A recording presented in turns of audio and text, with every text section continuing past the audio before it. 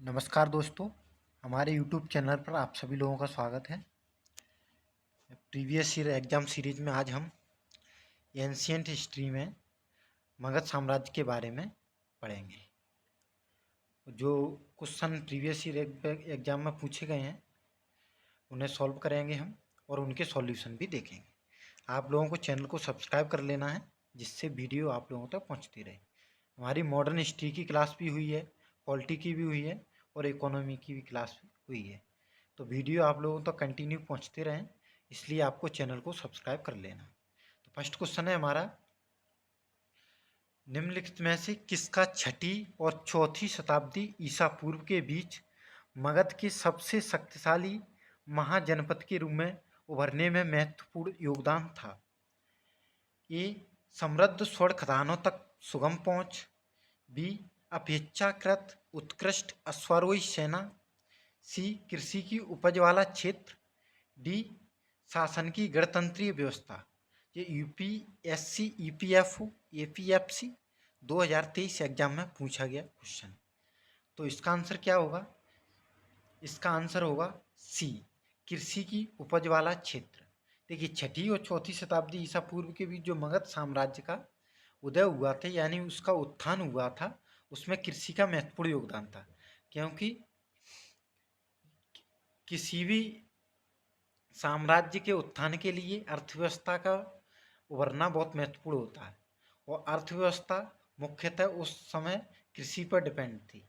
तो कृषि क्या उपज ज़्यादा होगी, यानी उसका क्षेत्रफल ज़्यादा होगा, उत्पादन ज़्यादा होगा, तो महाजनपद के उभरने के भी चांस ज़्यादा होंगे। इसलिए उस समय कृषि का विस्तार हुआ था और नहरों का विकास हुआ था, यानी नदियाँ थीं तो नदियों के माध्यम से सिंचाई भी उपलब्ध थी। इसलिए कृषि का उत्थान हुआ तो जनपद का भी उत्थान हुआ। यही कहा गया इसमें। देखिए, कृषि के विकास ने मगध राज्य के उत्कृष्ट हेतु को मजबूत आर्थिक आधार निर्मित किया था और कृषि सिंचाई के लिए नदियाँ भी थीं जो सदा नीरा थी, यानी कि 12 मासी थी, हमेशा बहती रहती थी। अगला क्वेश्चन है हमारा,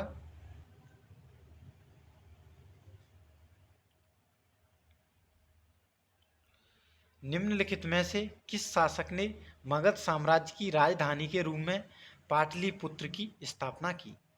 तो पाटलिपुत्र की स्थापना किसने की? ए. बिंबिसार, बी. बिंदुसार, सी. अजातशत्रु, डी. अशोका।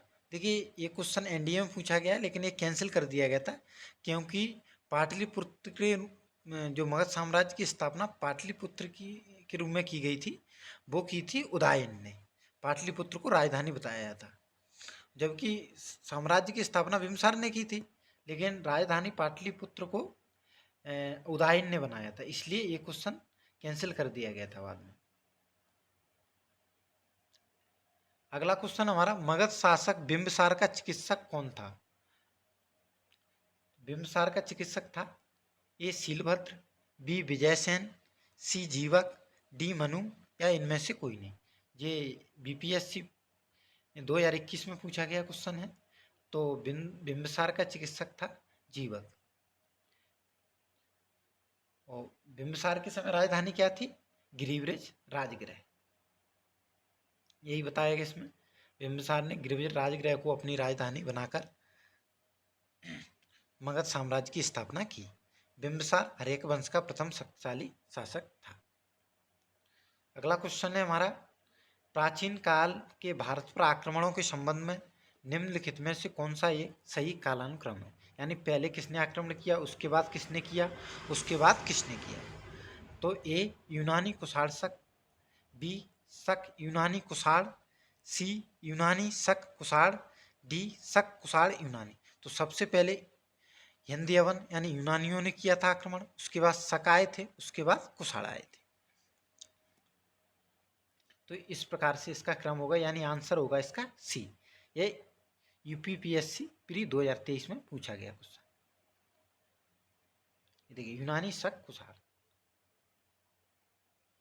अगला क्वेश्चन है हमारा, यथा निर्धारित निम्नलिखित में से कौन सा कार्यकलाप राजा के दैनिक समय सारणी का हिस्सा नहीं था? यानी कि अर्थशास्त्र में वर्णन किया गया कि राजा की दैनिक समय सारणी का हिस्सा क्या क्या था और क्या क्या नहीं था।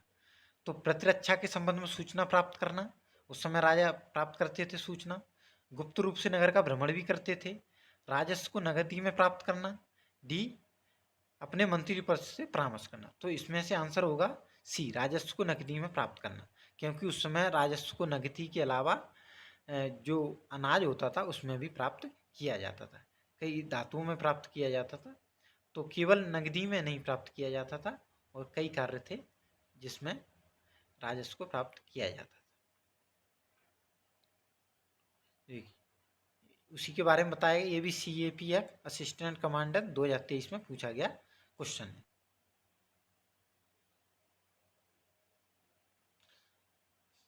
अगला क्वेश्चन है हमारा, निम्नलिखित में से अशोक का कौन सा शिलालेख धार्मिक संश्लेषण के बारे में कहता है?